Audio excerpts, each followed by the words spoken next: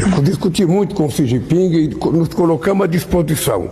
Quando os dois quiserem negociar a paz, sabe, nós estaremos dispostos a dar nossa contribuição. Mas são os dois que têm que decidir. Lamentavelmente, a ONU está enfraquecida politicamente e a ONU tem pouco poder de dar opinião sobre a guerra, não apenas essa, mas qualquer outra guerra que aconteça no mundo. E é lamentável, é por isso que o Brasil tem brigado há muitos anos para o fortalecimento da representação do Conselho de Segurança da ONU. Écoutez, sur ce sujet, je pense que les idées simples sont les meilleurs guides. Il y a un agresseur, c'est la Russie, il y a un agressé qui est l'Ukraine. Nous voulons tous la paix, mais on ne peut pas traiter les deux belligérants de manière équidistante. La deuxième chose, ce sont des faits. La proposition faite par les États-Unis d'Amérique d'un cessez-le-feu a été acceptée par le président Zelensky dès mars à Jeddah. Elle est constamment refusée par le président Poutine.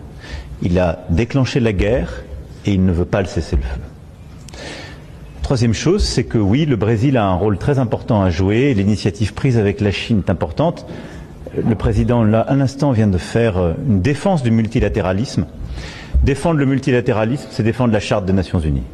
Et le rôle du Brésil et de la Chine, c'est de défendre la résolution de ce conflit et la paix dans le plein respect de la Charte des Nations Unies. Cette charte prévoit le respect de l'intégrité territoriale des États. Elle a été violée par un seul pays, la Russie, pas par l'Ukraine.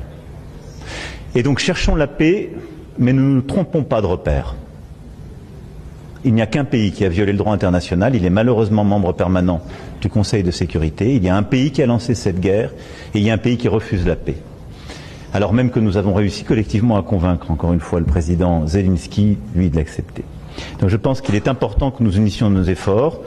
Nous allons en reparler avec le président Lula. J'ai eu il y a 10 jours longuement le président Xi Jinping pour l'inviter à réenclencher des efforts diplomatiques pour faire pression sur la Russie. Et le cœur maintenant des efforts que nous devons tous faire, Européens, Américains, Chinois, Brésiliens, Indiens, c'est de faire pression sur la Russie pour qu'elle arrête le conflit, pour qu'une paix robuste et durable puisse être négociée, qui permette d'apporter les garanties de sécurité et qu'il n'y ait pas de reprise de cette guerre. C'est tout. Alex Brasil, seu deputado estadual.